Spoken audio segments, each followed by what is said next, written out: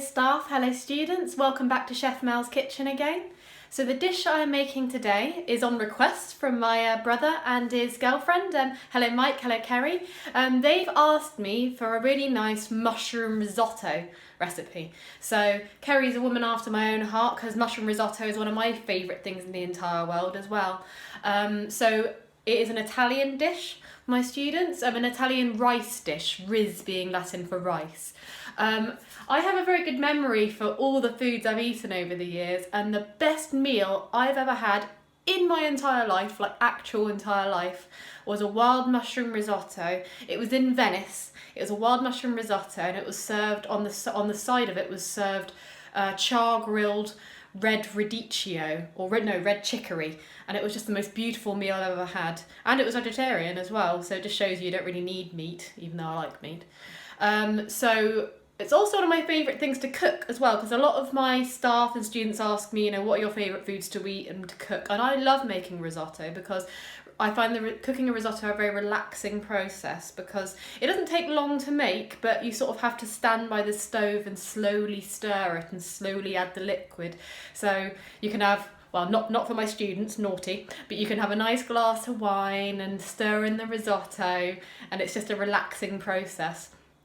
Mixture of dry and fresh ingredients, but all very, very simple. And what's nice about a risotto is we're doing a mushroom one today, but it's really, really good for adding other things to it. So you don't have to do a mushroom risotto. There are loads of other sort of flavours you can do as well. It's got an excellent amount of variety that you can add to a risotto. So I'll go through the ingredients and the processes now. So these are all the ingredients you're going to need, and I'll just go through them. So you'll need a couple of tablespoons of olive oil and sort of a knob of butter. You'll need 1 white onion, which we're going to finely chop. You'll need a tablespoon of fresh thyme, or use a teaspoon of dried thyme. I would generally say that's a good rule of thumb for when you're cooking with herbs. If you get a recipe and it says fresh herbs and you've only got dried, 1 tablespoon fresh, 1 teaspoon dried. We've got some fresh parsley, that's going to go as a garnish on top. Thyme and parsley are from my garden, that's just me showing off. I've got a stock pot. This is a chicken stock pot, but obviously if you're making it for vegetarians, use vegetable, obviously. We've got chestnut mushrooms, there's 300 grams there. I think I said in another video, chestnut mushrooms are excellent because mushrooms are good for you anyway, but chestnut mushrooms have more vitamins and minerals in them than sort of the normal white variety. I like chestnut mushrooms because they've got a bit more texture to them than normal mushrooms as well. We've got our risotto rice, which is short grain rice, also known as Arborio rice. It's important you use short grain rice for a risotto, otherwise it won't sort of turn out right. I've got garlic granules. I'm going to use half a teaspoon of them. You can use fresh garlic, of course. I'm going to use 150 ml, which is like a small glass of white wine added to that. And this is a really cool ingredient, which is going to make this dish. It's going to elevate it.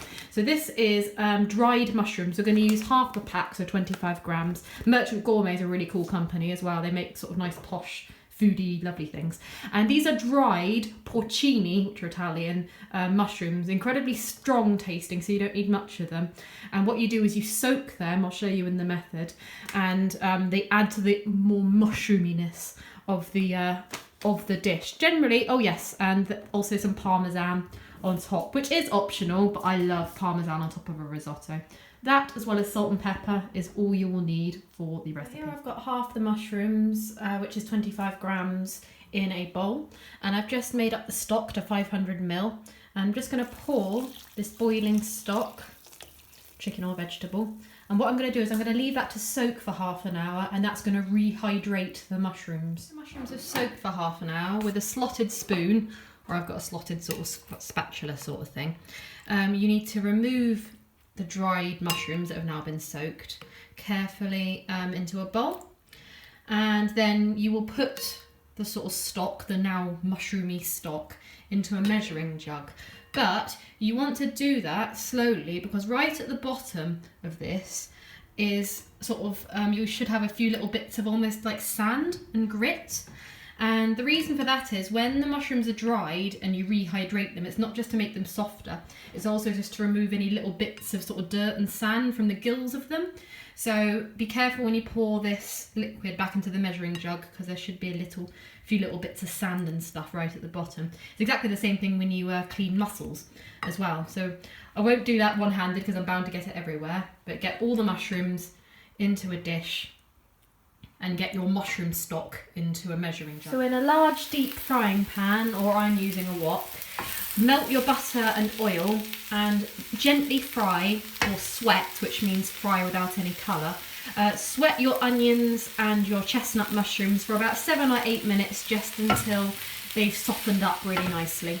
So now you want to add your risotto rice. I forgot to say earlier, it's 250 grams of risotto rice, which is about half the pack.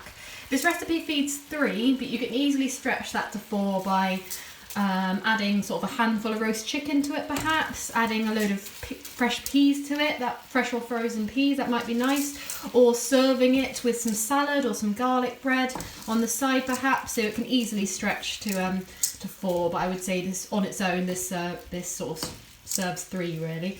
So I'm just soaking those lovely little grains of rice in that lovely mushroom juices, which is lovely. You can see the grains turn slightly translucent when you do this, which means slightly see-through-y. So now I'm going to add my 150 ml of white wine and my garlic and thyme. It goes in as well. Ooh. It's always tricky one-handed. There we go. And I'm just going to stir that in and just cook that for 1 or 2 minutes until all that wine has evaporated. It's important that you do that so that all the alcohol burns off, because we want the wine flavour but we don't want the harshness from the alcohol. Right, so this is where, not the tricky, but the main part of the risotto comes, and that is where you gradually add the stock. Now I've got my mushroom stock here and I'm going to add about 1/3 of it. Yeah, about 1/3. And then I'm going to stay at the stove and keep gently stirring that in. And you sort of need to stay at the stove doing this, gradually stirring it through for 18 minutes. So I said it doesn't take very long, a risotto, but for 18 minutes you've got to stay by the stove and sort of stir it. Once it starts sort of sticking to the bottom, you then add the extra 1/3 of stock until you've used all your stock. At 18 minutes we'll check. If it does start getting a bit dry, add a splash more stock. You know, it's sort of roughly 500 ml, but if it needs a bit more, it needs a bit more. I'll show you what it should look like sauce-wise and texture-wise at the end of the 18 minutes. Before I forget, add your wild mushrooms when you start adding your stock as well. If you haven't had wild mushrooms before, if I could compare it to a flavour profile, if you've had sun-dried tomatoes, think of the difference between a fresh tomato and a sun-dried tomato. It's just that tomatoiness intensified. It's the same with mushrooms. There's that mushroom flavour, but just strengthened. So yeah, so keep stirring that for 18 minutes, adding stock when you need to. So it's had 18 minutes. About 2 or 3 minutes ago, I added 100 ml more water to it, hot, like boiling water, because it was starting to stick. At this stage, I'm going to check the consistency, the texture of it, of the rice in particular. The mushrooms will be cooked. Actually, that's perfect. Not to boast, but that's perfect. The texture of the rice should be something called al dente. Now, al dente, most of you should know what that means, but al dente, again, is Italian, and al dente means with a bite.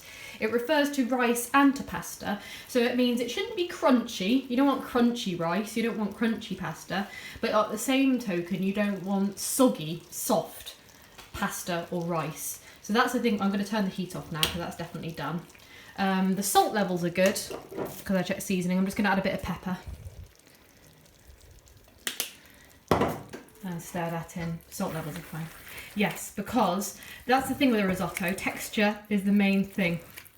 You want a nice level of jus, or sauce, to it. and the rice should have a little bit of a bite to it. You don't want to end up with a savoury rice pudding, that would be horrible. Right, I'm ready for plating. Almost. I'm just going to add 15 grams, which is about a tablespoon, of finely grated Italian hard cheese. I think this is pecorino. Pecorino? Oh, grana padano, which is similar. Grana padano, I think, is a bit cheaper. And what that does is it makes it even creamier. So I'm just going to stir that in, the grana padano. And then that's going to be ready for plating with a bit more grana padano on top. Right, so I'm just going to show you plating and finishing right now. So I've got my beautiful risotto. And I'm just going to put sort of 2, maybe 2.5 ladlefuls of risotto on the plate. It's quite filling, actually, because of the rice. In Italy, this wouldn't be a main course. This would actually be sort of like, after the starter, a second course. So this would be, you would have a soup or a salad as a starter, a risotto or pasta as a sort of second starter, and then you'd have fish or meat as your main course. A traditional Italian meal is 7 courses. That's why I always say to my students that, you know, Italians love their food just as much as I do. So that's beautiful. So nice, so just making it look nice. And then I'm going to top that off with some more parmesan, some finely grated parmesan. You can also do parmesan shavings as well, which can look quite pretty. I'm just going to do finely grated, nice and simple. And then a sprinkling, because it's nice to have a bit of colour, because it's mostly brown and a bit of white, so it's nice to have a little pop of green there. Also the flavour works well as well. So a bit of freshly chopped parsley, tidy it up, and there we go. That is, as far as I'm concerned, a perfect mushroom risotto.